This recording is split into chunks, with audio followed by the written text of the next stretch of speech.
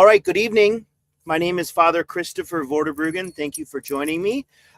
This is not a particularly religious space in the sense of prayers and devotions, although it is still me, so we will be talking from my perspective. I hope this is coming through all right. I didn't go actually to listen yet to see if it is sounding good. What we're going to do tonight is we are going to encounter this person, Lindsay Clancy, and I will tell some of her story. I've done some research on it. Now, I want to say one of the primary reasons that I'm even encountering this story at all is because of the public's encounter with Lindsay, the tragic death of her kids, and then the influencer narrative that has come up all around. And so what's happened is everyone has got an opinion. And these opinions can be actually detrimental to our soul. Now, that doesn't mean thinking itself is detrimental, but what can be detrimental is when we go beyond that, when we start placing ourselves in the story or placing ourselves in a place of judgment or et cetera, et cetera. So, we're going to do this in steps tonight, and I'm so grateful for whoever will be here. By the way, at any time, you'll be able to go back and watch this from the beginning on YouTube and on Twitter. Now, there is a way for you to comment if you would like to interact with me, and I will do my best to be able to try to see your chat. So why don't we do this? We can have one more hymn or something like that. Now, I realize I said it's not going to be religious. It's not. But we're going to talk about this. In fact, we'll just start now and see who comes in. So we're talking tonight about Lindsay Clancy. She was born Lindsay Marie Musgrove, August 11th, 1990. And I want to go through some of her bios so that she becomes a real person. Okay, not just an internet meme or whatever they call it. We are talking about a real person who is on trial for the rest of her life right now. And you don't need to have a position on her one way or another. And so please understand. So she was born Lindsay Marie Musgrove, August 11th, 1990. She was raised in Wallingford, Connecticut. Her parents, her mom and dad, are Paula and Michael Musgrove. Now, if you've been watching the trial or if you've read anything about her, her parents are actively in her life right now. That top-of-the-line attorney she has, Mr. Reddington, was hired by her parents, who basically have put up everything that they've ever had. Their savings, they put that up. So Paula and Michael Musgrove, the mom and dad of Lindsay, are actively in her life today. She has a sister named Allison. If you've read anything about it, Allison is also in her life and has been in her life through the whole process. Lindsay attended Lyman Hall High School. She graduated from Quinnipiac University in 2012 with a degree in biology. She earned a nursing degree from the MGH Institute of Health Professions in Boston. I don't know what that stands for. She became a licensed nurse in Massachusetts in 2014. During nursing school, reportedly received prescriptions for Prozac and Wellbutrin. Now, that came out as a detail in the trial. Marriage and nursing career. She met Patrick Clancy in 2013. They were married in December of 2016. She worked as a labor and delivery nurse at Massachusetts General Hospital. Co-workers described her as compassionate and attentive to patients. A co-worker testified that when Lindsay heard about a mother who killed her children, she cried and asked how a mother could do such a thing.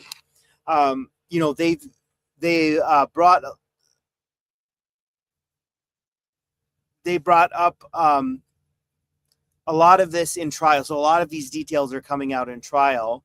Ironically, quite a bit actually from prosecution witnesses, which was not the prosecution in any kind of a very serious criminal trial is not trying to humanize the person. So you'll hear oftentimes prosecution won't use a defendant's name. They'll say the defendant or Ms. So-and-so or Mr. So-and-so, whoever's on trial. And that's an obvious attempt to not necessarily dehumanize, but certainly not to emphasize someone's humanity. But what ended up happening was so many of the prosecution witnesses who came to testify and did for the prosecution on cross-examination by Lindsay's attorney actually, were able to talk about this and humanize her very much. So Cora, the first child of Lindsay and Patrick, was born December 24th, 2017. Lindsay experienced postpartum anxiety, it was reported. Particularly struggled with prospect of returning to work and being separated from her daughter.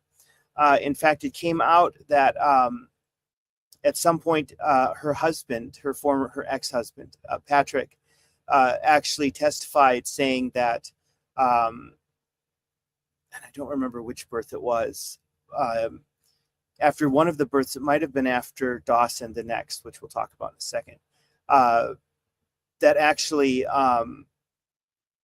yeah, I did read your comment, Larry, but we're talking about this tonight. I know it can be uncomfortable. That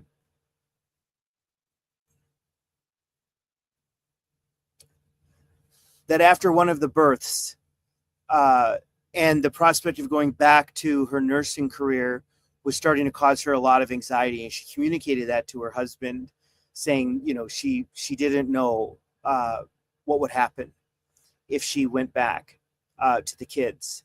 Essentially, this is all me paraphrasing this a lot. And so that developed very early on after the birth of the first two kids. All right, Dawson was born September 20th, 2019. It was known to be a physically difficult delivery, so labor was not easy. She experienced more significant postpartum anxiety, was reportedly offered Zoloft, but declined. She briefly saw a therapist. So that's after child number 2. And again, most of this data is coming from information from the actual trial. Callan was born on May 26, 2022. Patrick described the initial period after Callan's birth as happy. Lindsay never returned to nursing, so this was it. After this child was born in 2022, she didn't return to nursing. Her mental health deteriorated as maternity leave continued. So something happened. And, these are one of those things that we don't know. And, of course, the trial itself is trying to bring it out. But when it comes to someone's heart and their everything. By the way, if someone wouldn't mind saying hi from X, I just want to see if your comments are coming through here, because they might not. And unfortunately, I don't know how. If someone from X knows how to do that, because I'm seeing, actually, I'm only seeing comments coming in from YouTube. And by the way, people on X, sometimes people will tell me that the experience on YouTube with these live streams is actually better. Okay. September 2022, anxiety intensified, experienced insomnia, racing thoughts, exhaustion, poor appetite, and depression. Began treatment with psychiatrist Dr. Jennifer Tufts. So if you've been watching the trial, you've probably heard that name. Okay. So, Callan was born in May of 2022, and by the time the story gets to September of that same year, the anxiety was ramping up and she wasn't sleeping. And remember, she was not going to ever return back to nursing. October 2022, started Zoloft, reportedly increased anxiety and raising thoughts after a dosage change, which these sorts of medications, and the unfortunate part with these psychiatric medications, whatever your position on them is that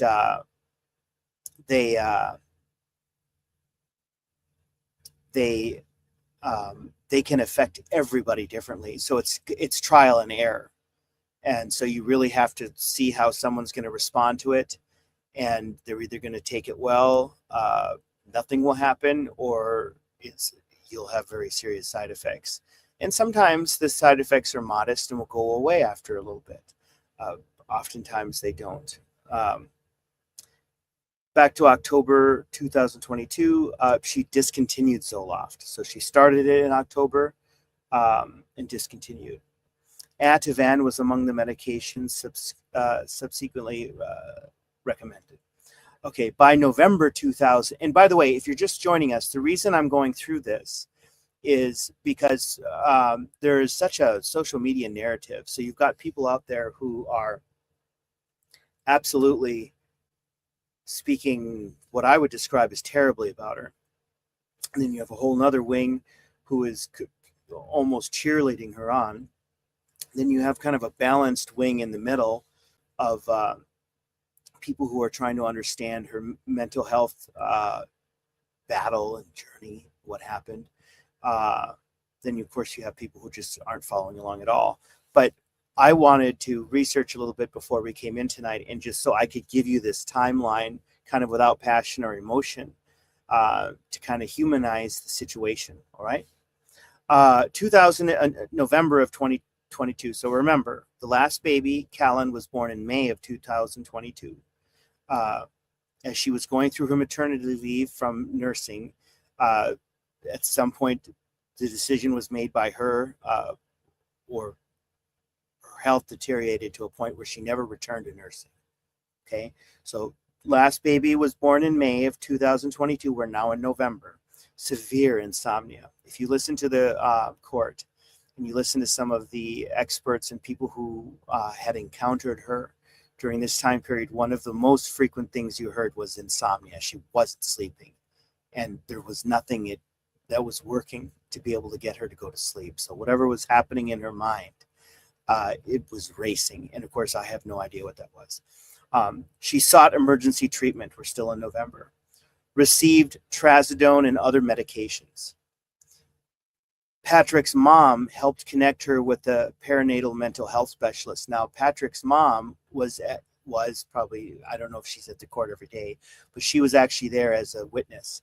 I saw her testify on behalf of the defense. I don't recall if she also testified on behalf of the prosecution, but of course she was cross-examined. Ironically, it was her mom. If you were following along this trial or following it on social media, you may have seen where the world, myself, I was watching it live and my mouth dropped open. And apparently people who were in the courtroom say the whole courtroom gasped. The jury gasped, everybody did. When the prosecutor asked her mother-in-law, so Patrick's mom, by the way, ma'am, you're a Roman Catholic, right? Yes, I am. You are aware that murder is a mortal sin. So they brought the mother-in-law's religion into it. And it wasn't just the fact that the religion was brought in, it was the specific way that it was. And which, of course, was not appropriate in a courtroom. Anyways, Patrick's mom, we're back to November. Patrick's mom helped connect her with a perinatal mental health specialist. So the family by this time in November was involved. We had testimony from sisters, from the sister, from the mom, from the mother-in-law, that, Lindsay was not being silent. Now, she wasn't telling everybody exactly how she felt. And the way she communicated with different people were different and at different times. But by November, the family was now, I wouldn't, again, court data. So what we learn from a court is kind of disjointed, because it's not like a bio. Eventually, maybe there will be a biography written, or some like an investigative journalist can put everything together and tell the whole story. But the way that information comes in a court is very much based on which lawyer wants to talk about that information. So, for example, the prosecution doesn't have an incentive to tell like a very human story of tragedy and whatever from beginning to end of this person, because that would humanize the person. In the same way that the defense doesn't have an interest in bringing the entire story out and making everything make sense in its own time, beyond trying to prove its method of their defense, which is, in this case, to say, yeah, she killed her children, but she's not criminally responsible because of her mental health. She wasn't able to make decisions. So that's why, as I'm telling the story now, I'm basing this almost entirely from trial data, which means that it's very it's it's not the way you would typically tell a nice story about someone, even a sad story or a bad story. Because even if you tell like a terrible story about like a villain, right? You can do it in a way that isn't quite this, metallic feeling. Okay. So Patrick's mom, her mother-in-law, in November, helped her hook up with a perinatal mental health specialist. She began seeing additional psychiatric providers, and a lot of times she was doing that on her own. She was going out. She was seeing people online, telemedicine, telepsych health, and stuff like that. She reported feeling disconnected, disoriented, forgetful, and concerned about medication dependence. So the kind of medications we're talking about here were these psychiatric drugs. And, remember, she's an RN. So I'm sure, just through her work and whatever else, like a lot of us, myself included, are afraid of psychiatric medications because they truly can be very bad. Later lawsuits allege hallucinations or other psychiatric symptoms emerge or worsen during this period being November. So remember, the first child was born, Cora was born in 2017. The last child was born, Callan was born in May of 2022. By November of 2022, there was a very serious spiral that was happening. December of 2022, family members described worsening hopelessness, intrusive thoughts, fear, and insomnia. Intrusive thoughts, you've probably heard that talked about a lot. Even on social media, I'm seeing a lot of people talk about intrusive. What are intrusive thoughts? The word intrusive can kind of help us. These are not welcome thoughts. This is not something that you are sitting down and pondering yourself. So you're not intentionally trying to contemplate about whatever it is. It's intruding into your mind. It's intruding into your conscious mind. It's not a bad dream. You're awake when you're having intrusive thoughts. They can be terrifying. They can be voices. Sometimes intrusive thoughts can, and I don't even mean hallucinations, but it can be someone in the back of your head, or even a fictional character or a real person in your head, speaking to you. You're not good enough. Why are you still here? God doesn't love you. This person, the trial itself didn't focus an awful lot on religion, except on some of the pastoral care that she was receiving. But intrusive thoughts, I have to tell you, in my encounter, especially like on the streets, as a street priest out among the people, dealing with the homeless and the addicted and people like that. It wasn't until watching all this trial that I really started to think about, intrusive thoughts. That actually is a really good descriptor, because as you talk to the mentally ill out on the streets, or even the severely addicted, which I'm sure is its own kind of mental illness, intrusive thoughts are a great way that they can't get off the streets because they have these thoughts. Lindsay disclosed different concerns to different people. This is December of 2022. Okay, and by the way, if you're just joining us, my name is Father Chris. We're going through kind of a timeline right now, because so much of the online conversation doesn't really include this. It's much more emotional or engagement driven. And so oftentimes you probably have pieces of this timeline that you've seen or heard, or might have turned the trial on or seen a meme, or not a meme, but a reel, whatever they are, TikTok and stuff like that. So I wanted to go through this. And when this live stream concludes on X and on YouTube, this will become a video where you can go back and watch it. And so the reason we're doing this is because, primarily for me, it's the morals of you, the people encountering this story. And of course, I do care for Lindsay. I do. She to me is a person on the margins. She's a mentally ill person who did a terrible thing, but I also believe was failed. And in this world today, that's well, we'll get to that later. So, uh, Lindsay disclosed different concerns to different people. This is December of 2022. Callan, the last baby, was born in May of 2022. So that's our separation of time right now. She was an RN, but after the delivery of her last child, she was in maternity leave, was spiraling down, and never returned to work. So this was the end of her career. Lawsuits allege, and okay, this is a good thing to say. So I've said that a couple times. Some of this data is not only coming from the criminal trial, but it's coming from lawsuits. And that's because there are several lawsuits going on at the same time or even prior to the criminal trial for negligence against clinical systems or specific psychiatrists or therapists. And so that data is also being shared inside the criminal trial sometimes, but it's also available to us because if it's public record. So lawsuits allege she contacted a suicide hotline and sought crisis services. So during 2022, December of 2022, if you've heard about that part of her story, that's this time period in December. At some appointments, so these would be with psychiatric care, some in person, some of this was the telehealth, telepsych health. At some appointments, she denied having an immediate plan to harm herself or her children. Okay, so what that means is, I don't know, if for those of us who encountered, whether we're clergy or medical people or people, guidance counselors at school, etc. If someone comes in and they're experiencing some kind of an emotional crisis, a mental crisis, or battered women coming in from being hurt at home, one of the questions that is asked, and it can be asked in different ways, but what you're getting at is, are you safe right now? Right now, are you safe? Oh yeah, I'm safe.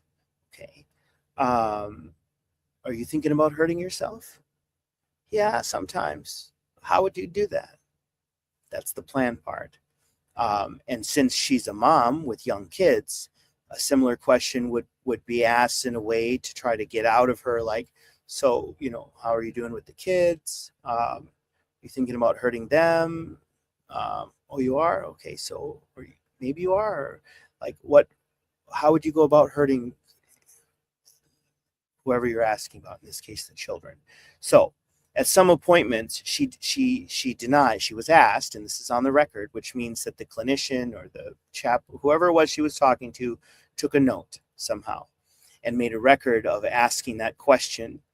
And that's one of the problems here, is that this data, and this is part of our American system of health. I think in the UK with the NIH, is that what it is? NH, whatever it is in the UK. I think your system is a little bit more interconnected, might not be as concerned with privacy as what the American system is. Here, this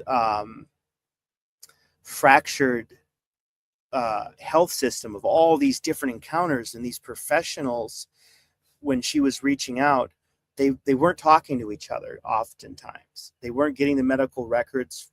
And again, in the US, we have a very strong privacy emphasis, which can be good. But I think this is also an example of where the emphasis might have been a little bit too much on privacy. And so we ended up not getting all this information. By we, I mean the system. She sought, so we're still in December of 2022. She sought emergency and specialized psychiatric care.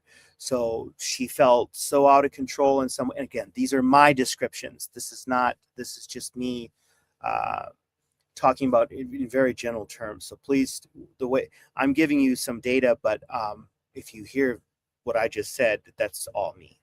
So she sought emergency and specialized psychiatric care. So something had gotten to such a precipice that she felt, I need emergency help. And that's, I think, something very important. And we're going to get to all of this when I'm finished going through the timeline. The actual reason we're here isn't for me to re-present the court case to you. It isn't for me to tell you all about this person named Lindsay. My goal in this is the moral implications of us encountering. Are we doing good? Something weird just happened on the computer. I'm going to open up one of the apps and I'm going to listen to myself and make sure that I still sound okay. Because it would really be bad if I was here the whole time. And never knew you couldn't hear me if I was here the whole time.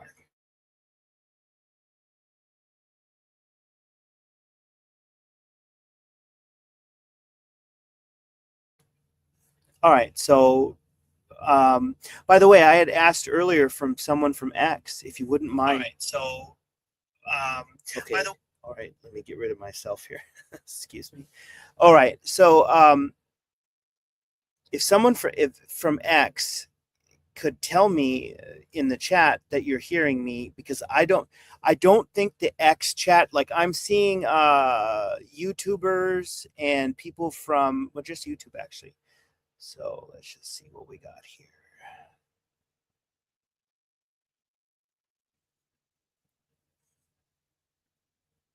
Let me see if anyone is.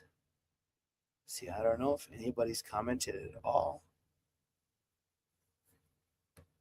Let me go to the actual live video. We're doing this on X. I don't know if anybody's commented. Oh, there you are.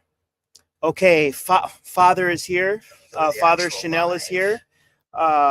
Tech Bro, the X comments are not coming through, but I can see Tech Bro just said it sounds fine. So what I'll do is I will keep this open. So people from X, if you comment, I will try to catch it. But this is also where I have my data. So let me see how I could do that. I do have my... No, that's going to get too confusing. So what I'll do is, I've got my own issues, trust me, attention deficit disorder since I was a kid. We'll talk about that sometime. Like I grew up in the 1980s when a lot of these drugs you're hearing about, not some of the more modern ones, but I don't know if everything's Zoloft, but anyway, some of those early SSRIs I was a guinea pig when I was a kid in the 1980s. And let me tell you, I never got over it. Never.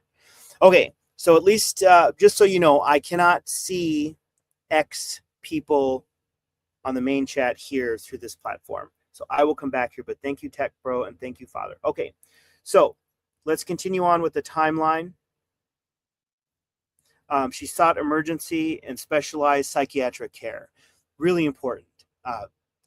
We're now really rocketing. The story is rocketing towards its very unfortunate conclusion where it's going to get to. And so multiple professionals were involved, but unfortunately, like I said, it was not interconnected very well. So she wasn't sharing the same experiences with everyone. And by the way, that's really how that is. And by the way, none of what I'm doing tonight is in defense of her or her case or anything like that. But I can bring a perspective as a missionary, as a street priest, as someone who has encountered people in crisis quite a lot. I can tell you that they absolutely do communicate differently to different people. A woman like this would talk to her sister in a way that she would never, or quite often wouldn't, with her husband. You know, same thing, she would talk to a priest or a clergy person in a different way than she would to her mother-in-law and to a doctor. And so she wasn't, all of these clinicians were not aware of everything that was happening. Questions remain about whether any provider understood the whole picture. And, they didn't. If they did, she would have been committed without her consent, which is what would have, we did something in the USA, again, back in the 80s and 90s for financial reasons and for supposed freedom reasons and moral reasons, where the ability to commit someone who is in really serious mental crisis was made. I don't want to say it's impossible, but it's very difficult for the state or the doctors to do it. Okay. Let's move into January of 2023. So remember, the last child, Callan, I hope I'm saying his name right. I'm sorry. God rest you. He was born May of 2022. By September, we were having major problems. By November, it got worse. By December, she's going for emergency psychiatry. She's literally running around trying to find help. January of 2023, voluntarily admitted herself to McLean Hospital on January 1. So that is a psychiatric hospital that is affiliated with Harvard. Now, I have not done the research to go through and find out what the affiliation is specifically. You know, like in Minnesota, we have the University of Minnesota, which is huge. It has a great medical school. And then there are affiliated hospitals. Usually you'll see like the U of M with the colors of the school and everything. It'd be like the University of Minnesota Health System or hospital or something like that.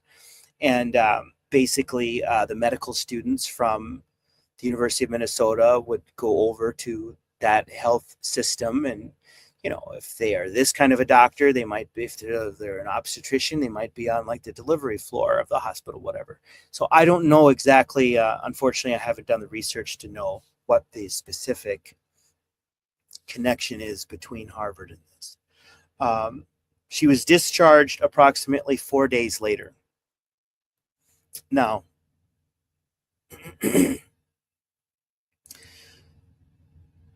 this is where it gets where the trial data is incomplete, because we don't have a full. We just have how the case was presented. You know, did she demand to leave? Was she discharged because the hospital felt okay, you're good to go? This is hate. You know, the lawyers will try to present this stuff as if it's absolute fact, but we don't have. I'm not comfortable, having watched this thing in its entirety, to be able to say that I would be comfortable saying how these discharges happened. Diagnosed there with severe depressive disorder without psychotic features. So the record states, does not state that there was a concern of psychosis or a psychotic. So you might colloquially, you might hear like a psychopath, right? Like think of a serial killer or something who's, you know, a psychopath. And oftentimes we, in our speech out in the world, don't use those words right. So here, psychosis or psychotic.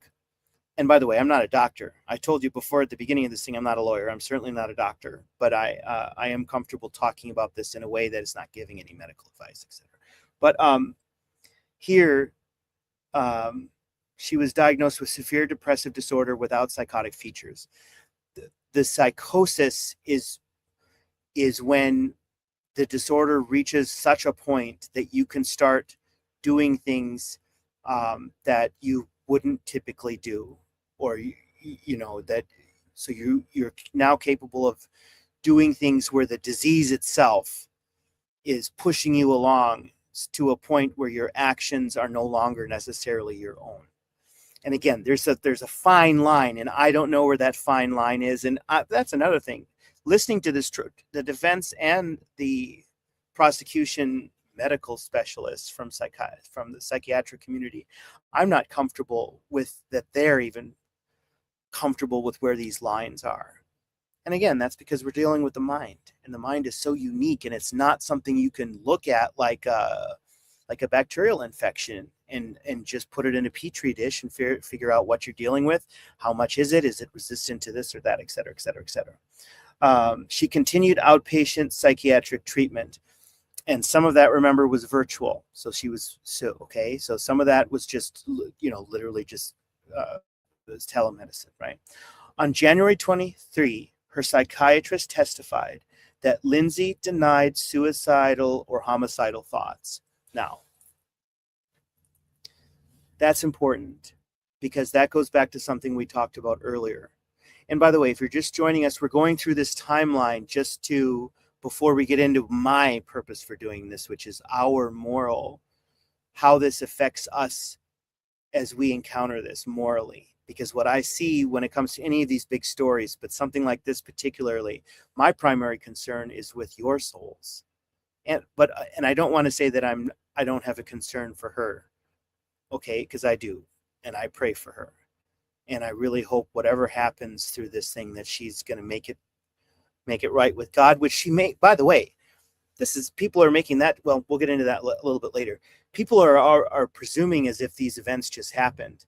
These events, as we're about to see, because it's 2026 right now, the events that happened were 3 years ago, and everything that we can know, that I know after, is that she does have pastoral care. So this idea that she's not showing any remorse, she's not showing any repentance, that may already have happened. So we can't presume that that hasn't happened. That doesn't mean we shouldn't pray for her. But my primary concern for doing all of this isn't with that. She is an inpatient in a hospital with surrounded by family, and they see her often. And there's priests and chaplains and clergy that are around her. So my concern is with you and with how the community, the online community that I've encountered, has encountered this story. And I'm concerned about it because we can damn ourselves. Which, can you imagine, over something like this, as tragic as it is, becoming such a bitter human being that we'd end up damning ourselves over this? And by the way, if you do, and the vast majority of you here are on X, so if you go into some of my replies, you'll see people are not happy with me.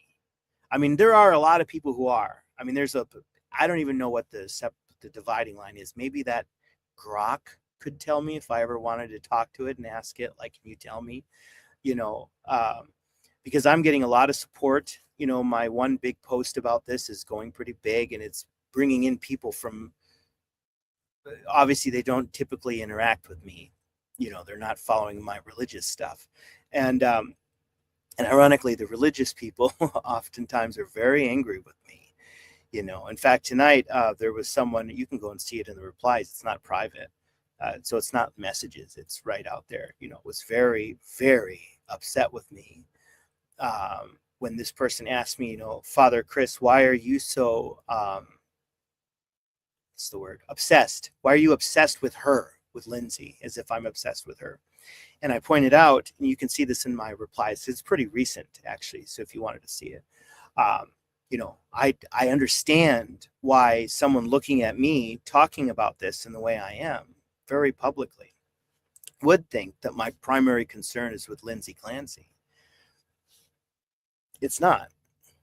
It is. Do you see what I mean? It's both and. But I the chance that I'll ever meet her or talk to her, so I'm not going to be directly in her path of spiritual help, direction, care, beyond my prayers. Okay. But my ability to encounter you, so that's why I'm here. And basically, what did I say? I basically said in this reply that I'm concerned with your soul, and by your, I'm not pointing a finger at you. I am, but it's the online community who I'm encountering in their thousands and millions and whatever, because I'm concerned of how people are behaving. So, anyways, we'll continue on. So, on January 23rd, her psychiatrist testified that Lindsay denied suicidal or homicidal thoughts. I didn't write when I put this thing together, I didn't put the note of who that was. So I'm sorry. I don't remember the psychiatrist who it was, but remember, there were so many.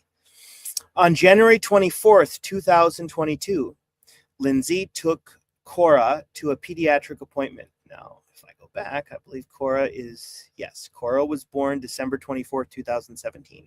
So Cora is the oldest child. So on January 24, 2023, Lindsay brought Cora to a doctor's appointment. Later, Patrick, Lindsay's husband, left home to pick up food and medication. All right. So this is the day. Okay. This is the day on January 24th, 2023, where Patrick went out to get takeout, like a takeout meal to bring home. He was also going to stop by a pharmacy and pick up some medication. I think it was for Cora. While Patrick was gone,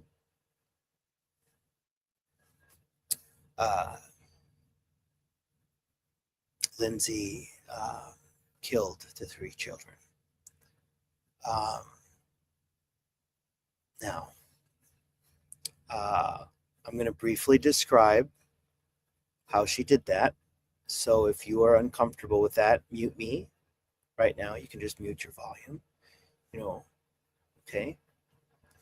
So Patrick left to go and get dinner, take out, and get a pharmacy order to bring back home.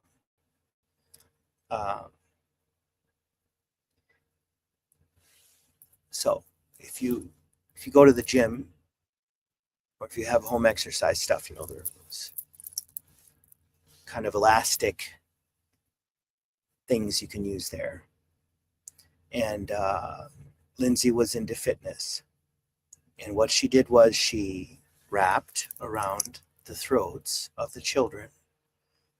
And there was a dispute in the trial about whether she tied it off. But I'm confident from what I've heard that she, I don't want to use my hands. But there is people are thinking, when you think, because the children were strangled, there is a narrative, perhaps, that she took the children, and was, the way you would see in a movie, and that's not what happened. She wrapped these elastic things around the throats, around the neck, tied it off. Child was down. Brought another child in and just did the same thing until they were dead. So this is January 24th, 2023. So remember, the last baby was born in May of 2022. So you went from May until January of the next year. And that's when this happened. Cora was 5. Dawson was 3. Colin was 8 months old. Lindsay harmed herself. So, remember, her intention was, by intention, I mean the intention that we can see. So, I'm not in her head or in her heart, right? I'm just going to say intention, but you understand, I qualified that, okay? Her intention was not to kill the kids and then just go on with life as, now life's going to be better. I don't have kids anymore. There's nothing to show that was ever the intention. Because she immediately went upstairs and cut herself deeply, and ended up falling, jumping, however you want to think, out of the upper story window. Now, this is January in Massachusetts, so it's winter time. She survived, but was paralyzed. Now, again, the defense, this is where we don't have good, this part of the story is unclear. And now to the court, it might be very clear, because the jury is going to believe one of these things and they're going to whatever. Out here, again, like I said earlier, court information is not always good for like a narrative story because there's so many gaps. But she cut herself, and then one way or another, she went out the upper story window and fell to the ground in wintertime. So if you're not from the north, during January, now Massachusetts, it's not Minnesota or Wisconsin, so it's not going to be frozen solid the way it would be in there. And I don't remember I should have looked that up to see what the winter would have been like in that time period. But the ground would be frozen. So it was a hard, hard fall. And she broke her back and is paralyzed from about the belly button down. all the way.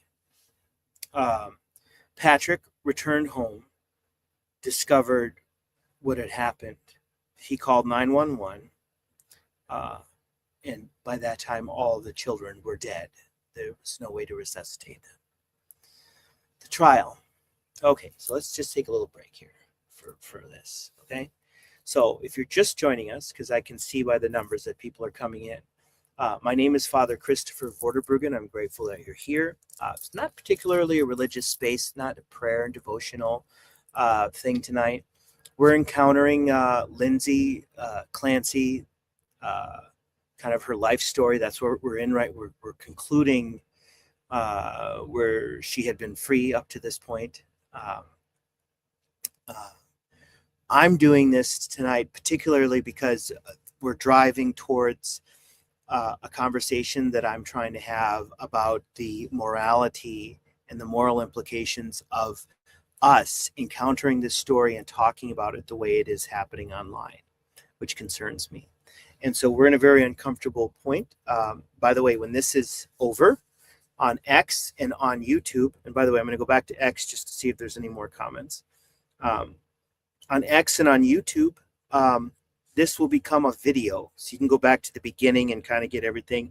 I'm trying to do it as dispassionately as I can so that, but obviously you probably saw just a moment ago, I wasn't, left her at her request. So, okay. Oh, I see what you're saying. Yeah. So, anyways, let's continue on. All right, the trial. Now there's a gap here, and a lot of this gap is not filled very well by anything. Eventually, we'll have a much better story. That's January 2023. The trial begins. It's at the end of July of this year, because just today the defense rested. So we're at that point in the trial. The defense does not dispute that Lindsay killed her children. So when you're accused of a crime in most countries, in the United States, you've probably seen it on TV. The judge is going to ask you, are you guilty or not guilty? You can just flat out say not guilty, with the implication being I'm going to fight it to say that I didn't do this. You can say I'm guilty and work a deal with whoever. This is a little different. The question is her psychiatric condition and criminal responsibility. So, Lindsay Clancy admits to what I just described, and the defense itself is not disputing it. What they're saying is that she experienced severe psychiatric illness, including psychosis. And again, that's where these lines are, which are not clear. And that's why this is so complicated an issue to determine, to be able to say with any kind of certainty. In reality, there is no certainty. That's not a medical opinion. That's just me telling you. Like, there's no way we can ever know. It's not like a bacterial infection that you can measure. The psychiatrists are basically just observers who are very well trained in a specialized field. But they're just observing stuff and putting together an opinion based on their observations. And so, not on, like I said, if you're talking about like a physical bacterial infection where you can actually count the bacteria, you can classify the bacteria, you can see what hurts them and what makes them grow faster, So, defense experts maintain that she experienced severe psychiatric illness, including psychosis. And that's what they have to prove. They have to convince the jury that she wasn't just depressed, clinically even. She wasn't just very severely mentally ill. It wasn't that. She was actually in a state of psychosis. Prosecution expert Dr. Mack acknowledges major depression, but disputes that she experienced psychosis. So, That's the prosecution has to convince the jury, no, we're not denying that she was mentally sick and hurting and really messed up, but she was never at a place where she wasn't in complete control of every single decision she made. The prosecution, the defense is rested, has now brought in rebuttal witnesses. The attorney, Kevin Reddington, aggressively challenges the prosecution's experts. Closing arguments are expected next week.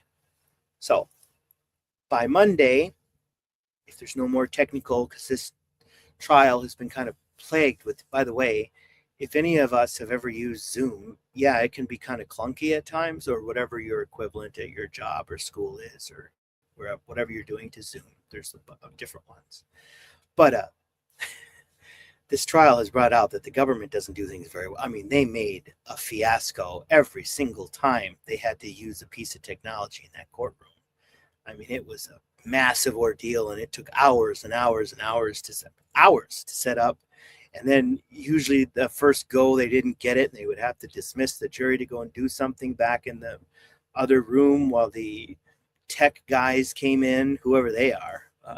Be kind of interesting to find out who are these tech guys, because they're, they're not coming in from IBM or Apple. So what are some of the moral questions?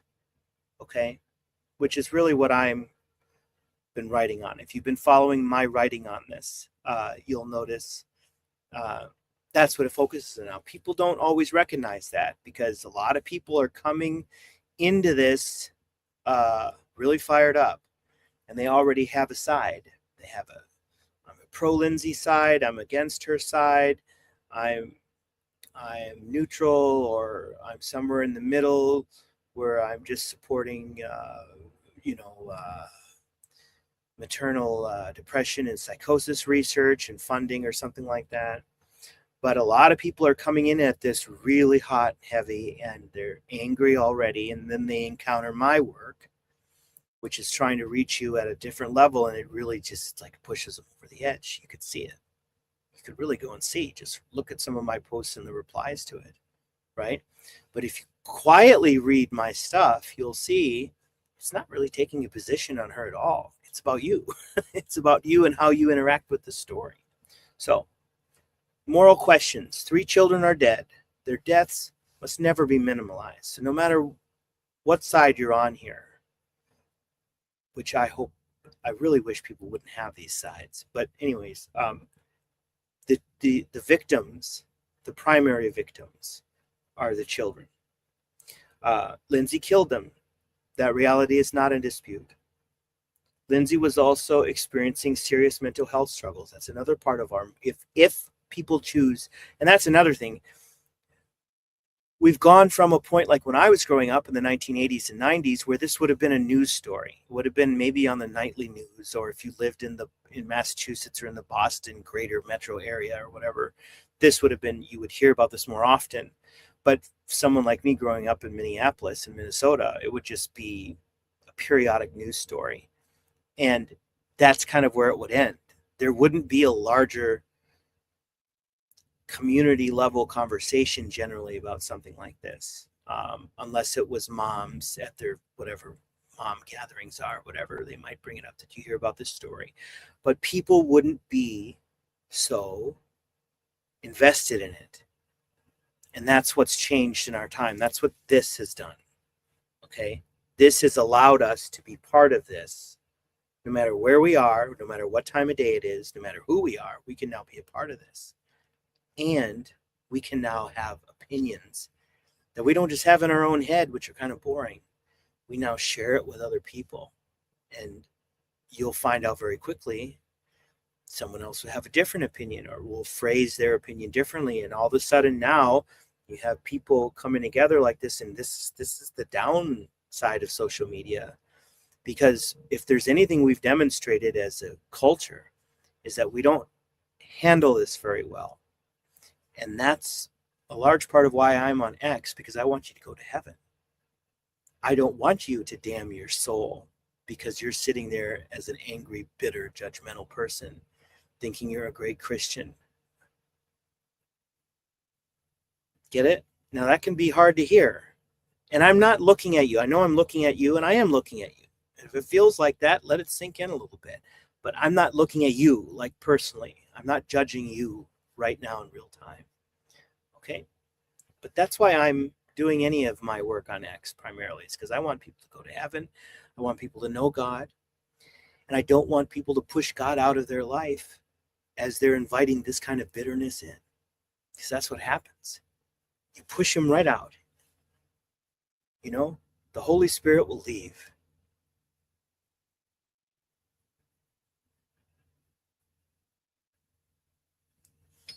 Why are there a lot of streamers like you talking about Jesus? I guess I don't know your question. Don't understand your question. You want to say it again? Okay. The experts disagree about her specific condition and criminal responsibility. Recognizing her suffering does not excuse what happened. That's so important. We're bringing it back to the Christianity side. We're bringing it back to the Beatitudes. Okay? Blessed are the, fill it in.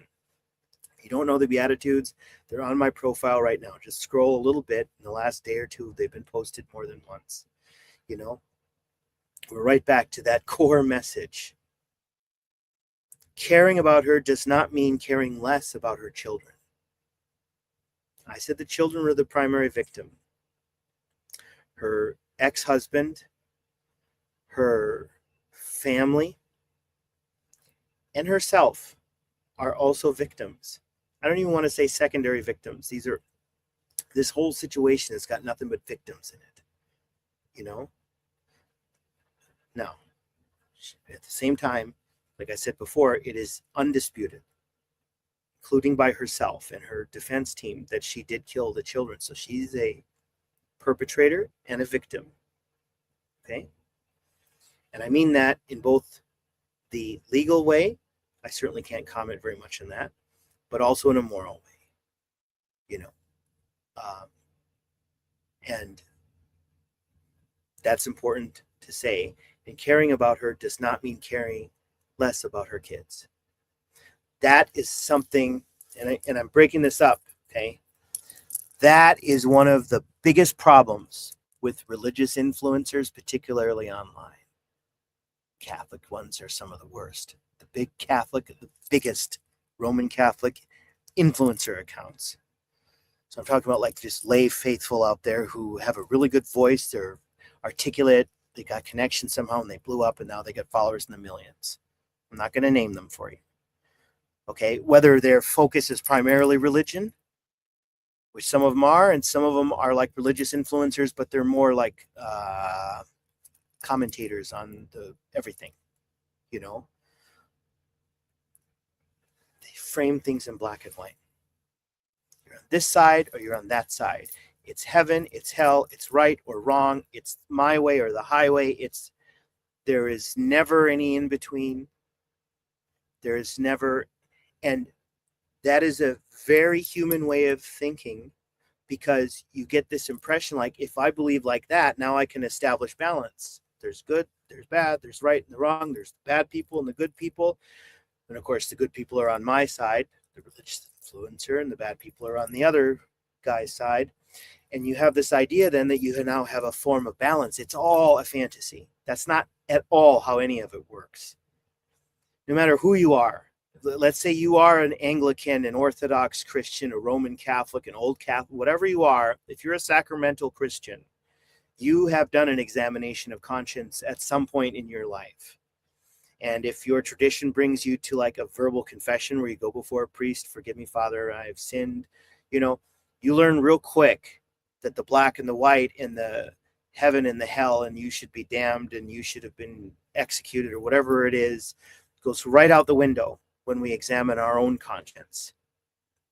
Because all of us, I guarantee you, we all commit mortal sins. And so I'm sure there are a few exceptions, you know, but it's okay to say we all commit mortal sin, meaning the kind of sins that are so serious that they separate us from our Creator by our doing that. And so these religious influencers and other influencers, there's big political influencers that do the same thing too. it's one party or not. That's not real. And so if you support Lindsay in the sense that you see what happened to her as a failure of the maternal mental health system, if you decide to speak out like that, this other side will say, how dare you? How dare you do that to the memory of these kids who I just went through how they were killed? How could you possibly do that? And that's where, and this is tough because this hurts to hear, a spiritually mature person, if we're thinking of this in a religious sense, and some of you might not be religious at all, and that's fine, so forgive me for going there right now, but the spiritually mature religious person knows that that way of thinking doesn't work. That doesn't mean that there isn't right or wrong. That doesn't mean that there's not sin in something that's not sin. But it does mean that more than one thing can be right at the same time. Or if you start really studying theology, and I mean beyond the internet, if you get with like a theologian who becomes like a director for you or someone, or if you go to school or whatever you do for it, language you might hear either exactly as I'm about to say it, or the implication is that there are tensions. There are tensions. So, for example, a great example of a tension in the New Testament thought, not just in the writing, but like in the theology that comes out of it, would be like something Paul would say, no man who lies with man. So no gay person can enter the kingdom of God. And yet at the same time, you can see where God's mercy is applied in a way where there might not have been a test. That doesn't mean that a certain activity isn't sinful, but it also means that there's a tension there, or baptism is required for salvation, and yet the thief on the cross doesn't require baptism. He wasn't baptized. People have tried to figure out, like, how was he bitten? No, he wasn't baptized. God can save who he will save. And in this sense, God the Son was right next to him and said, you're saved, and had every right to do that. And yet, as a Christian priest, my responsibility is, if someone is not baptized, to try to help them get on the road to baptism. Right? There's a tension there. I'm giving you really basic theological examples of tension. But so there's another extreme.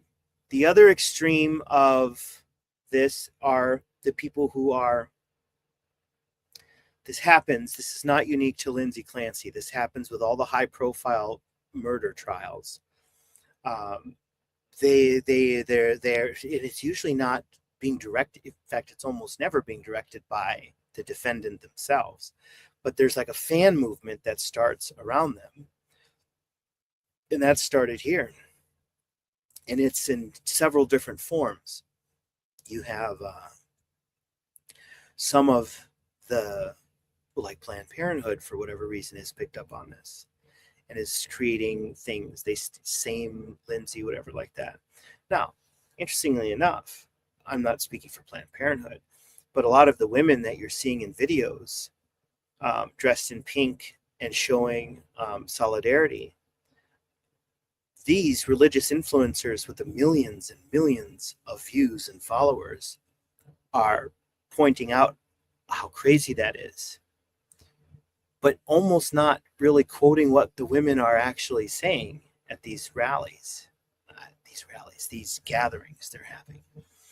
And so we're left with this impression that these are like cult followers of Lindsay Clancy that have lost their minds. And you'll see, I hate to say it because I hate the political spectrum, but like right-wing religious figures and political commentators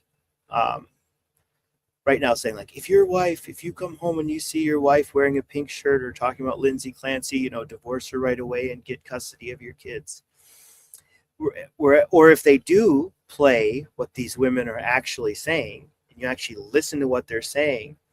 I saw one the other night, must have been last night maybe, where one of the really big influencers was posting a video that was seconds of a minute's long interview, where there was a woman. I wouldn't even know if she's middle-aged, but she's, looks like a mom, but not a young mom.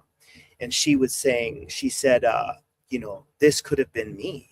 This could have been my sisters who this happened to.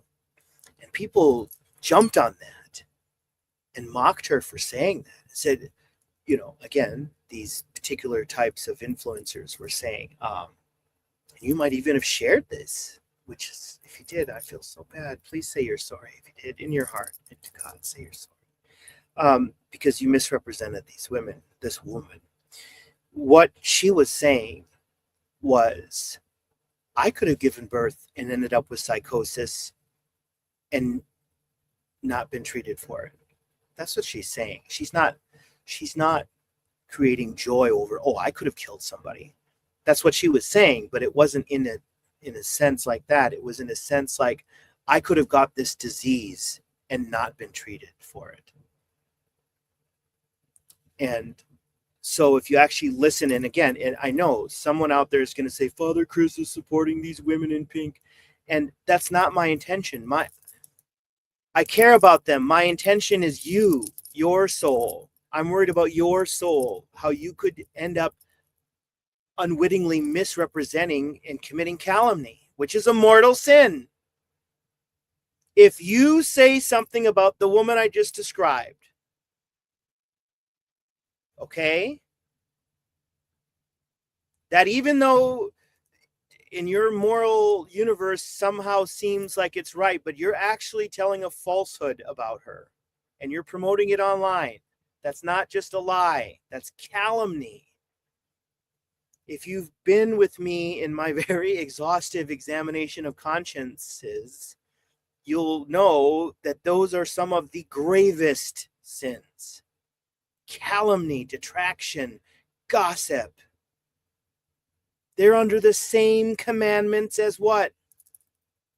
Murder. Can you believe it? Laugh at me. It's not a joke. Calumny, detraction, gossip. When we do our examination of conscience, did you kill somebody? Did you commit column? Can you believe it? So all of these people who are out there are putting their souls on the line, being angry, joining in this conversation about a murderer and the sin they possibly are committing is in the same category. Can you believe that? That's why I'm doing this.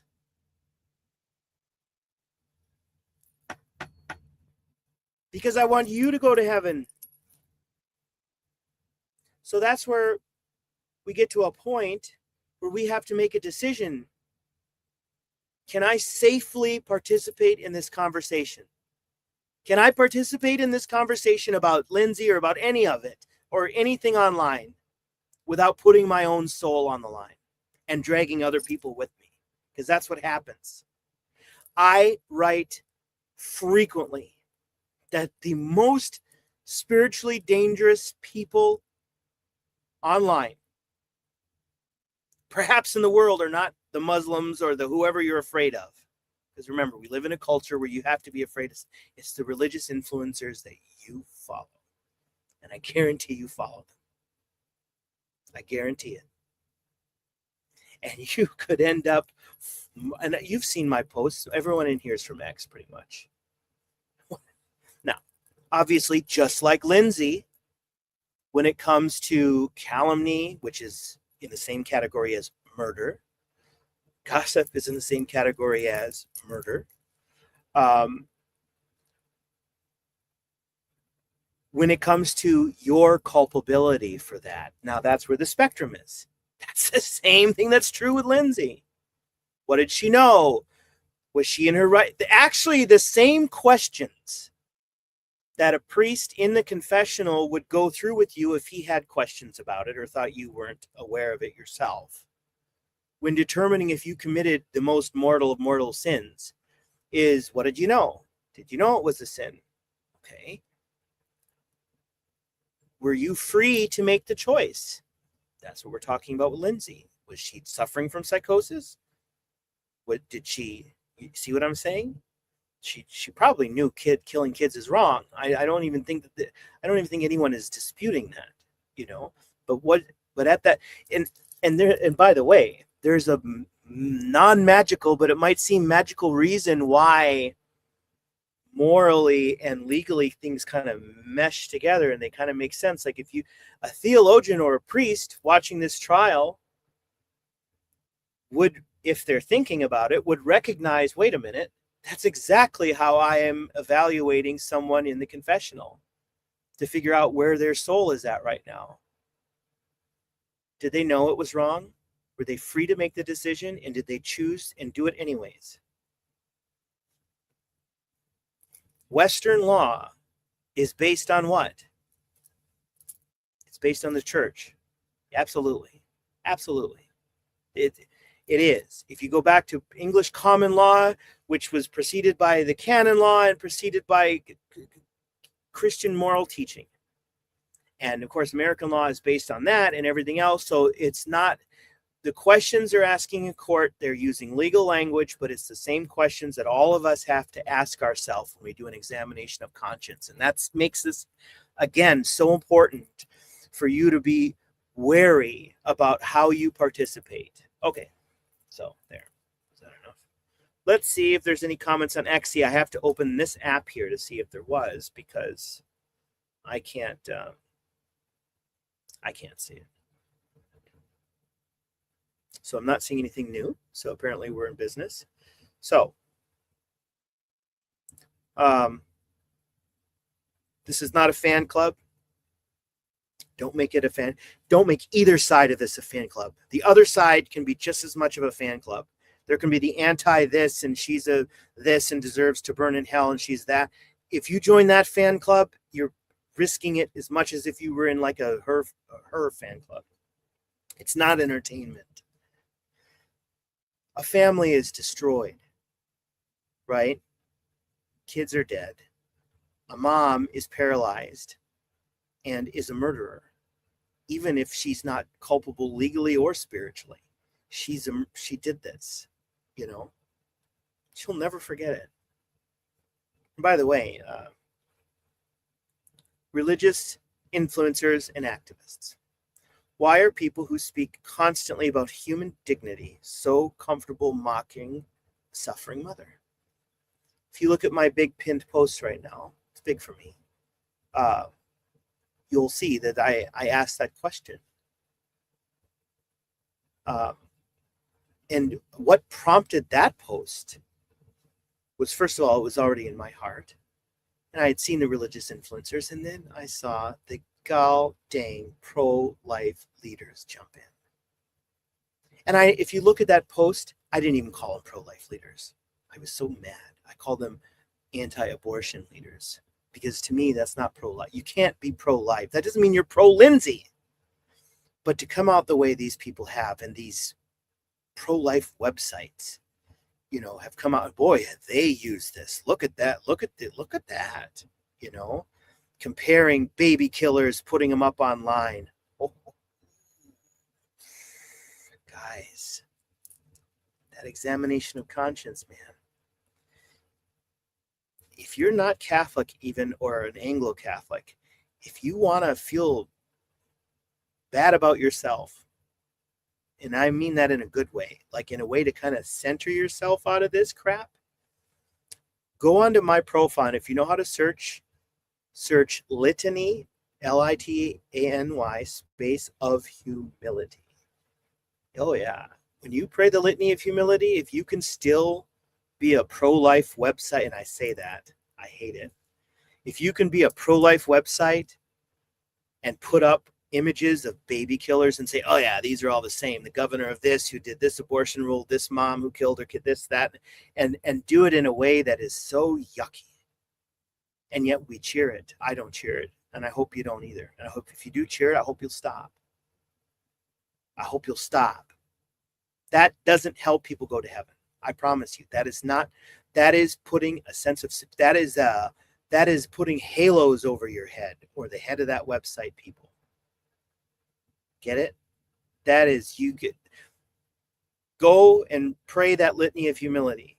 Pray and read the Beatitudes. Put the Beatitudes in your heart. Someone who has the Beatitudes in their heart, none of us are going to do it perfectly, but someone who has the Beatitudes in their heart and prays the litany of humility even somewhat regularly won't talk like that. You'd be scared to talk like that. You would. And if you did talk like that, as soon as you realized you were doing that because you were part of a group or whatever, oh my God, I'm sorry. I shouldn't have said that. I shouldn't have thought that way about somebody else because I deserve to go to hell if it wasn't for what Jesus did. Oh yeah, you examine your conscience, you realize real quick, it's us. The bad guy is us. The Savior is our Lord in what he did. I am not any better than X or Y. I'm just perhaps at a different stage of my journey right now where maybe I'm not in mortal sin at this minute. Anyways, so pro-life movement, guys. How many, look at the money you guys give them. Oh my gosh. Oh, you give them so much money. Oh, and look what they do with it. And I don't mean, I've said this before, I don't mean the on-the-ground crisis pregnancy centers. I don't mean that. Okay. Why do some anti-abortion activists show such little concern? We're still in the moral section here. By the way, okay, if you're just joining us, let me tell you what we're doing tonight. And we're not going to be here forever because actually when this live stream is gone, I'm going to be starting up a new live stream and it's going to be a lot better. Okay, it's going to be a lot better. We're going to use my new Kindle. And this was my birthday present to myself on May 13th. And we're going to be jumping into the Gospel of Luke. Oh, I love my Kindle. It is so nice to my eyes. Like I never knew how, because my eyes, I'm 49, just turned 49 in May. And reading has started to become difficult for me because my eyes hurt so often. And I don't know what it was, but this, it just makes it, I don't know how they do it. It's like, how do they make it so nice? But anyways, so we're going to come back tonight and we will read the Bible together. So I hope you'll join me for that. But, so if you're just joining us, we've been here for, where's the timer thing? An hour and 21 minutes.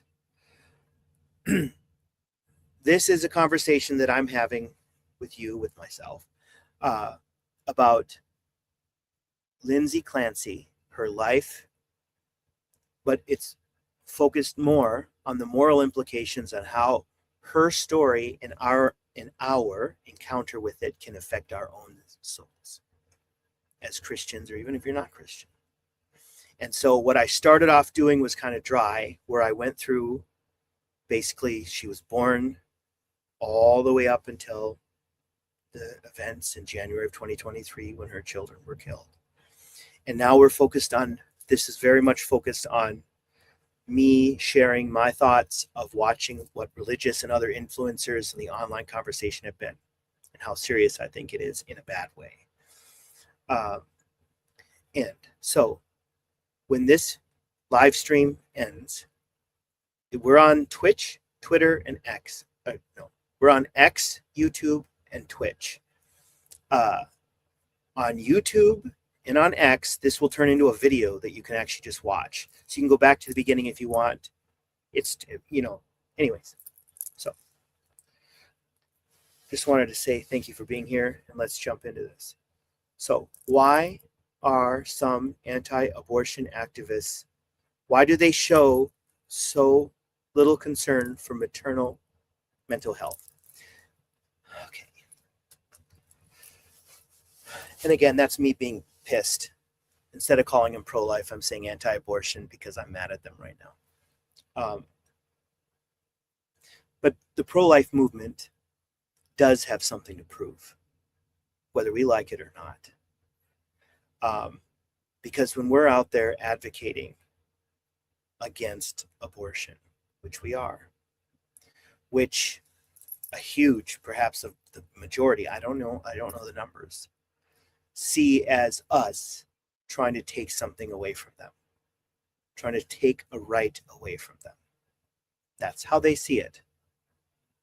Now, some of them are very consciously aware of that, like that they're literally a pro-choice, pro-abortion, whatever you want to call it, activist, and they truly believe philosophically that one of our goals is not to defend innocent life, but it is to take away the rights of women, and it is to not see women. Now, you might say, I'm pro-life. I don't believe any of what Father Chris just said about that they are saying about us. So I'm not even going to address it. I'm not going to do anything about it. And I'm not saying you have to become an anti that philosophy, like verbal activist. But we do have to communicate in a way and behave in a way that proves that that is not right.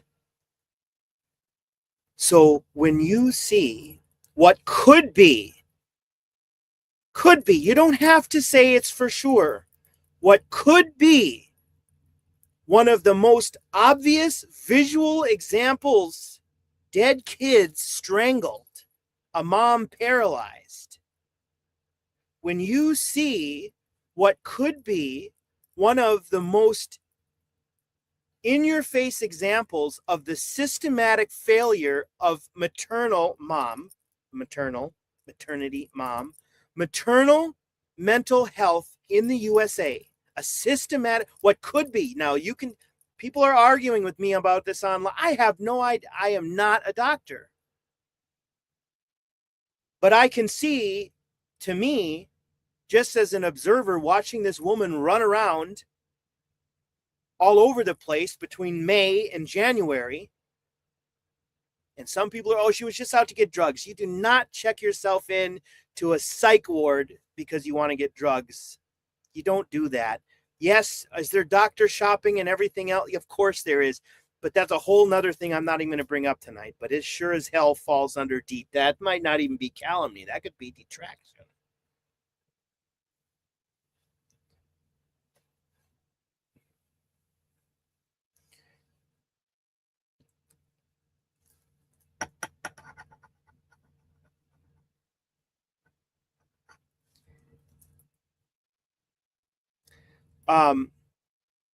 So when we as pro-life people, and I realize with the number of people who are watching right now, there's probably, I would be willing to bet some of you are not anti-abortion or pro-life, which is, I'm glad you're here. But for those of us who are, we cannot make some of our loud, and that's the truth of it, the loudest religious influencers, the loudest anti-abortion voices on the internet, making us all look like dumbasses right now. You hear me? All of us. Because that side will only paint us as a caricature just the way we do of them. You know? And that's what they're experiencing. I knew it wasn't about life. It was never about life. It was about controlling women. They don't give a rat's butt about life in the womb or the mother or whatever. This was always about the patriarchy. It was always about the whatever. One of the greatest things you could do as a pro-life person, if you're capable, and that's not me saying, oh, if you're not capable, seriously, this is a skill that we don't all have. It's a visualization type skill. It's as if you could actually, and I don't mean, it's an old adage, but put yourself in there. But if you literally if you can, for one afternoon, step out of your own pro-life head, okay, which is a good place to be, and put yourself into the body, not literally, but you understand what I'm saying. Put yourself into the shoes of a pro-choice activist. Literally, go onto the internet and start reading things from her perspective. Look at the pro-life influencers. Look at the leaders. Look at the religious influencers. Look how they're talking about women right now. And ask yourself, if you were that person sitting in those shoes, looking over here, if you could really look me in the face and say, oh yeah, I totally believe that this is all about life for you. This was never about you trying to keep the woman down. That's us. We have to take responsibility for this. Okay? And if you've been part of this, you do not need to get on your knees and drag yourself, and scourge yourself and everything like that. You don't need to do any of that. You need to say you're sorry to God first, because it is a sin. I'm telling you. And you need to reform yourself. It's just not going to happen overnight. You can't disassociate yourself from these religious and other influencers overnight and start to be a good person. I don't mean to say it like that, but you know what I mean, right? It's going to take time. But anyways, sorry. Some of you are going to be pretty mad. I didn't write anything that serious. So even though I thought about it, I'm just going to come back and see if anyone's left any messages on X. No, not that I can see. Okay. So let's get back into this. So why do some anti-abortion activists show such little concern for mature?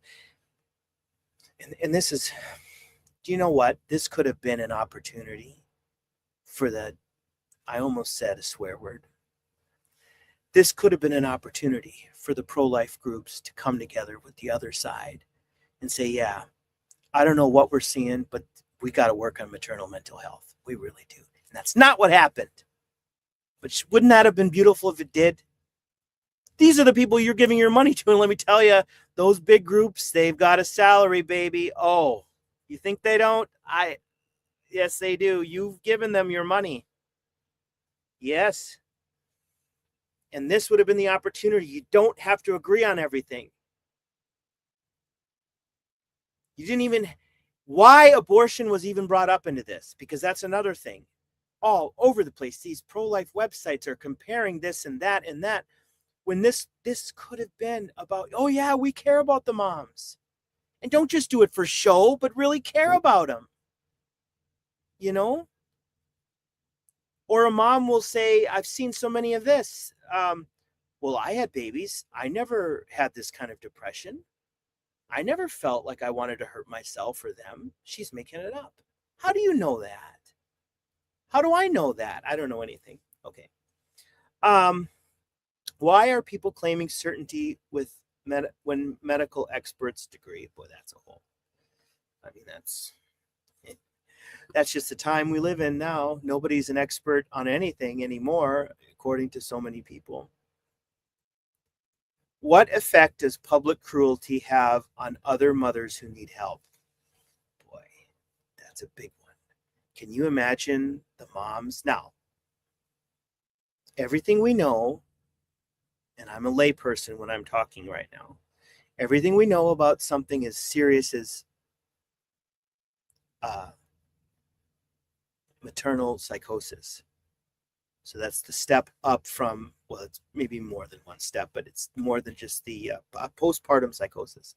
Everything we know about the postpartum psychosis is that it is very rare. Okay? But it's not so rare that it doesn't happen relatively often. You're talking about in the hundreds just in the USA every year. And there's probably more that is not reported. And it just doesn't end in a tragedy. Maybe it gets really close to a tragedy, but it doesn't quite get there, right? So this online cruelty, and that's what I think of it as, it's online cruelty. Imagine those women out there who see that, and someday when they're in a situation where they need to reach out for help, they're scared.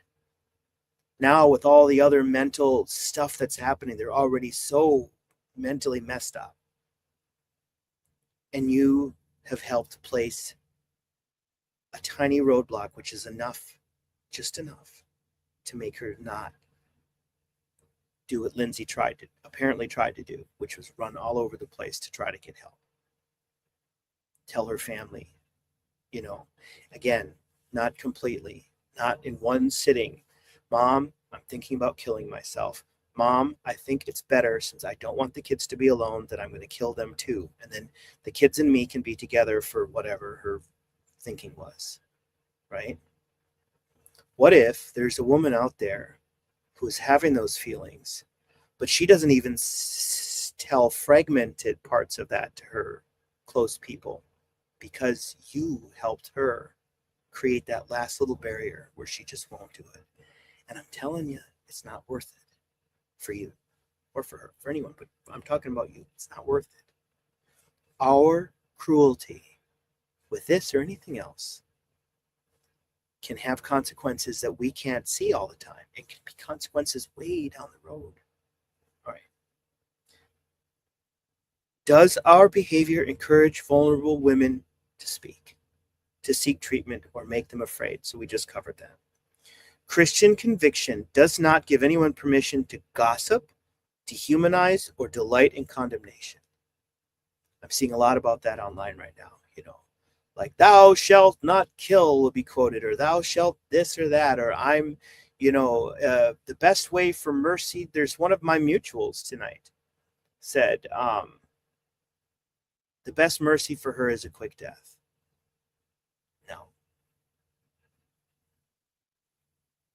No, it's not. The best mercy for her is treatment, or whatever it is she needs, whether that's in a prison or a hospital. And that's really what's going to happen, unless something really shocking happens. Like, I have to tell you, as a lay observer, but someone who does like true crime, so I have watched these cases before. As a lay observer, this case has been really bad, the trial. I mean, if you had to ask me, I would say that defense lawyer, Reddington, put on one heck of a case. He was everything you would want to impress a jury. He's charismatic. He is like a TV lawyer. I mean, like a little bit of Matlock, a little bit what do you see on Law and Order. He can be the Matlock, the really nice guy who's all walking all over the courtroom, or he can be the Law and Order guy, smashing his hand down and telling someone to be quiet and answer the question. And but he really communicated with the jury in a way that's remarkable. Whereas the prosecutors, and I don't know them. I don't even know their names. I feel like they have done a terrible job representing their state, their city or county, or however their offices are set up in Massachusetts, Commonwealth. So most likely what's going to happen is a guilty verdict, which will just be they find her guilty. If that's true, my understanding is then she's just like any other convicted person. There are sentencing guidelines, and my understanding is that in Massachusetts, for this kind of a crime, it's life without parole ×3 for the 3 kids. Another possibility, they say not guilty by reason of insanity is really tough to get. If you watch the online conversation, you'll see the experts, and by that I mean these influencers, and then all of you who repeat them. they would give you the impression that, oh yeah, people get off on this all the time. We've got an epidemic of, especially women getting off. It's really, but we have an epidemic of people um, uh, getting off by reason of insanity. And that's what we say. In Massachusetts, the legal way of saying that is not guilty. No,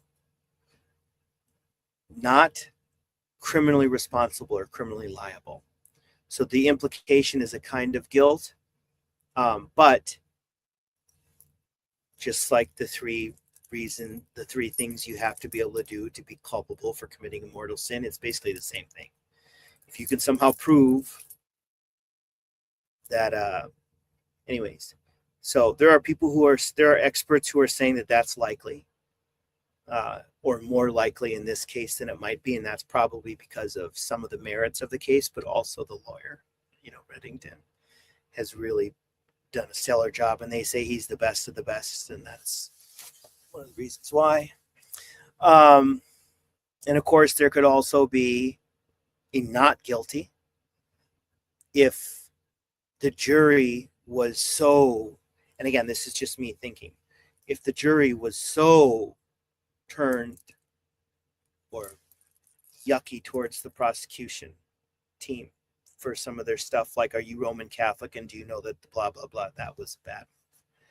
But if the jury was so tainted by that it would go just not guilty, well, if that happens, then she's just off. It's done, And of course, there could also be a hung jury, which means they get to a point where they can't decide.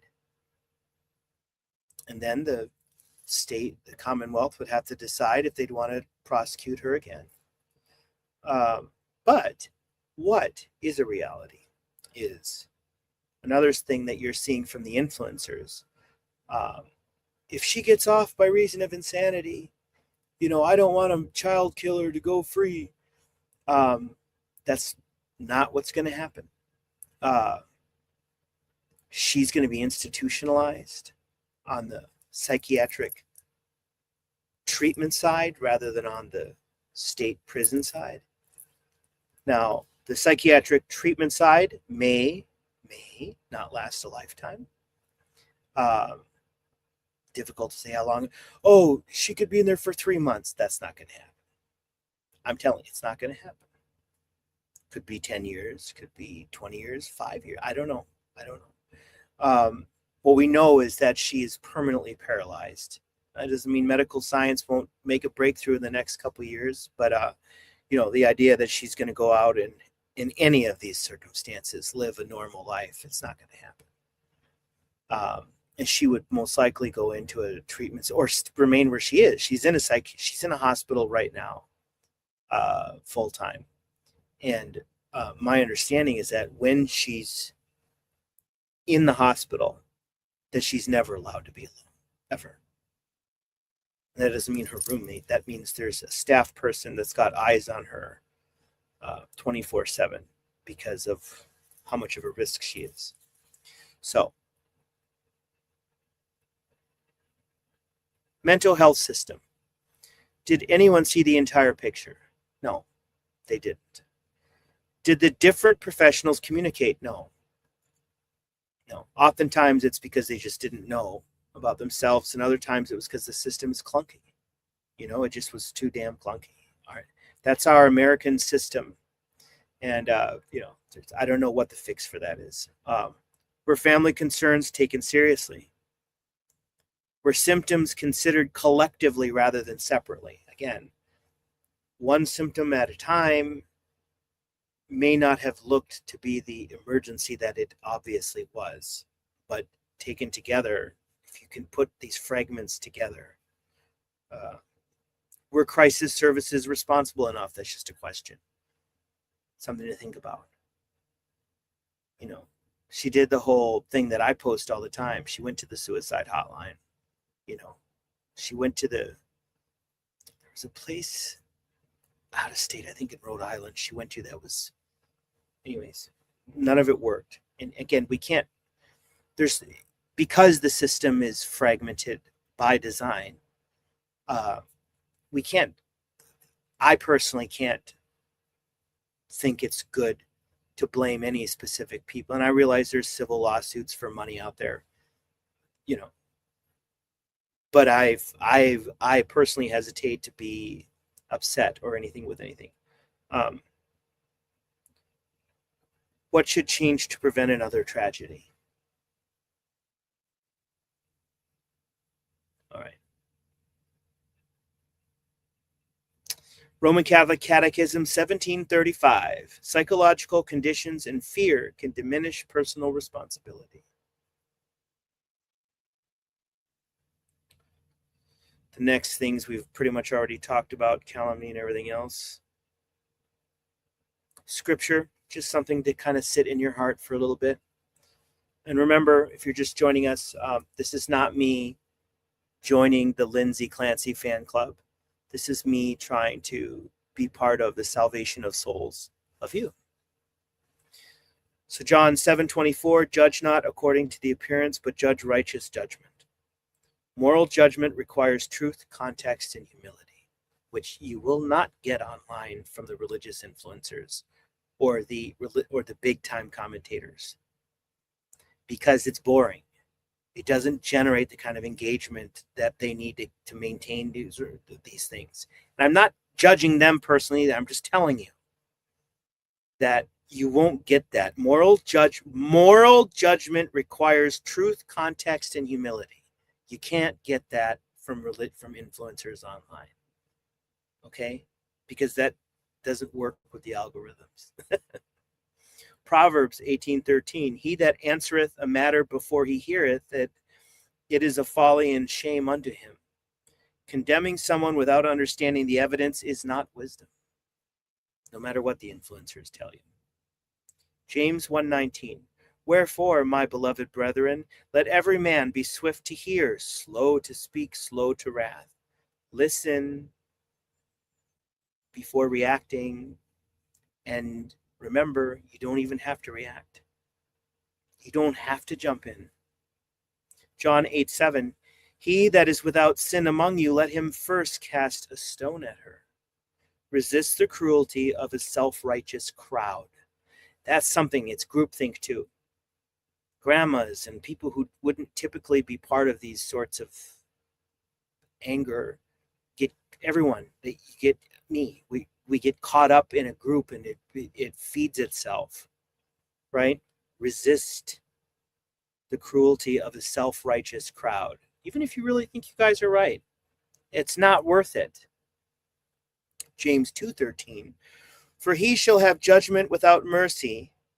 For he shall have judgment without mercy that hath shewed no mercy, and mercy rejoiceth against judgment. Christians should be deeply troubled by mercilessness.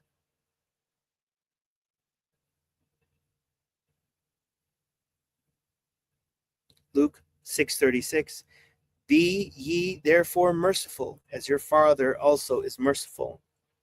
Mercy is Christian obligation. The Beatitudes. Yep. Christianity at a moment like this is what it's all about. That does not mean disorder or chaos. That does not mean that we shouldn't put people in prison. That doesn't mean that there should be no earthly justice. That's not what that means. It means the crowds with metaphorical pitchforks online being led around by the nose by influencers. That's what that means. That's how I'm using it. That's not what, anyways. Galatians 6:2, bear ye one another's burdens, and so fulfill the law of Christ. Families experiencing mental health crisis need support. Ephesians 4:29, let no corrupt communication proceed out of your mouth, but that which is good to the use of edifying, that it may minister grace unto the hearers. Apply this to influencers, comment sections, and public gossip. Let me read it again. Ephesians 4:29. Let no corrupt communication proceed out of your mouth, but that which is good to the use of edifying, that it may minister grace unto the hearers, and the bearers. So, Um, that means exactly what it sounds like. And notice what it didn't say. So, even if you think something is right, you don't have to say it. James 3, verses 9 through 10. Therewith bless we God, even the Father, and therewith curse we men, which are made after the similitude of God. Out of the same mouth proceedeth blessing and cursing. My brethren, these things ought not to so be. Bless God. You're so pious. You're so holy. You take the Eucharist on your tongue. You never touch it with your hands, or you do this, or you do that, or you put this on your head, or don't put that on your head, or you pray this prayer, or you smell this incense. You know, you're praying to God all the time. And then you come online and behave like these religious influencers.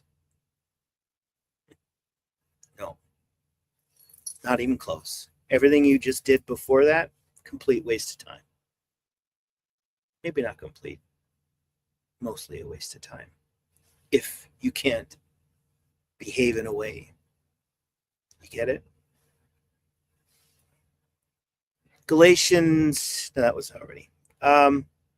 If no, nope. I must have hit this thing because it came down. Romans 12:15.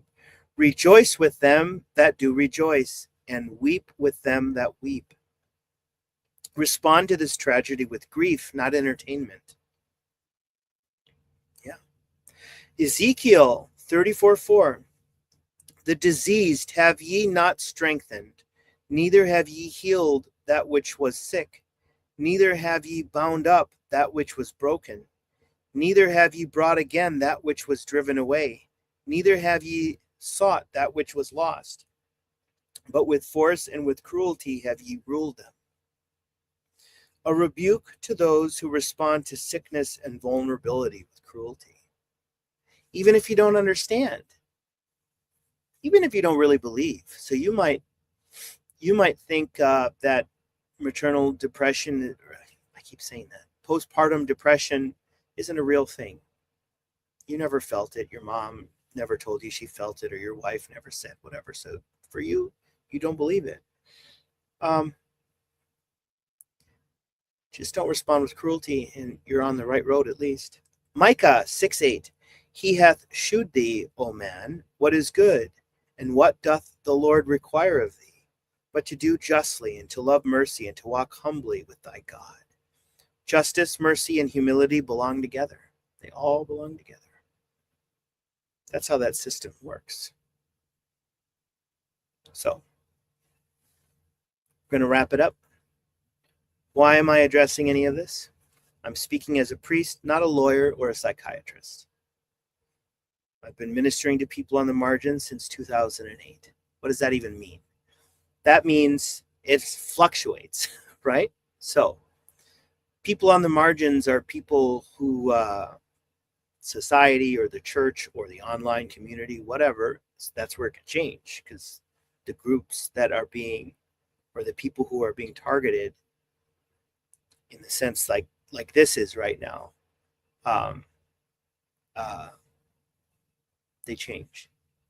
And so, yeah, I see someone like Lindsay Clancy as someone who's on the margins right now. Doesn't matter how much money she has or doesn't have, how much publicity she has, or even if she has some supporters. If Christians are doing whatever they're doing to, or directing it towards her, that's something that I'm going to speak up and against. I have concern for vulnerable mothers and families, concern for the dignity of children, concern about the cruelty surrounding this case and others, concern about religious people confusing condemnation with holiness. That is not holiness. That doesn't mean that condemnation is antithetical to holiness. That's not what I'm saying. But the act of condemnation is not in itself like the definition of your personal holiness. So be careful with what you're participating in. The children who died deserve protection, and the children who are still alive deserve protection. And all of collectively the maternal health care debate conversation, if it leads to saving children, then it's like an airplane when it crashes. It's a terrible tragedy, right? But something that, especially with a major crash, like an airliner, when an airliner goes down, right? Almost always something good comes out of it. A safety thing that we never knew about is now identified, unfortunately, because of this terrible tragedy. But how many countless other lives will be saved because of it? So the same thing can be true here. If it doesn't look good right now, it does not look good because people have chosen their camps. The pro-life movement is not on the side in any kind of numbers right now, at least by the public ones, public voices, of jumping in on the maternal mental health care reform that is necessary. But we can pray and we can work for that to change. Their mother deserved effective mental health care.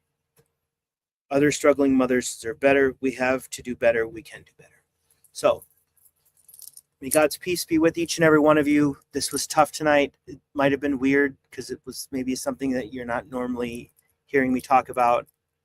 But I'm glad that we had this opportunity to be together. Like I said, I'm going to close without a hymn because this is not a religious event that we did tonight.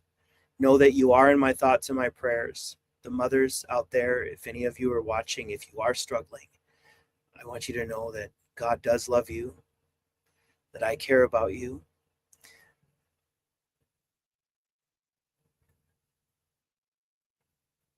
Talk to someone you really trust if you're struggling, moms. If you just feel you can't express your feelings because it doesn't make sense, if you have weird feelings or thoughts or voices, whatever it happens to be, it doesn't even have to be a doctor. You can go to a priest. And if you go to some like priest who's so overworked and he doesn't understand and he's find someone else. Find a nun if you have to. Tell a friend. If you have kids and you're worried about those kids, bring your kids over to your girlfriend's house and say, I need you to watch these kids while I go and get some help or something. And I'm so sorry that I'm doing this. You can tell her that, but just find a way. Don't listen to the voice. Some of the worst voices are not the ones in your head. It's the ones online that would make you think that what you're hearing doesn't matter. God's peace be with each and every one of you, and good night. Oh, don't forget, we're going to be coming right back in a new thing. So if you want to join me, let me see where we're going to be at, actually. Let me open up my Kindle. This is not it. This is Moby Dick. So, see, that's another thing. I can have... How do I get out of here to get to my book? Well, how do I... Okay. Home. Well... Where's my book? Oh no, it's showing me everything in here from my...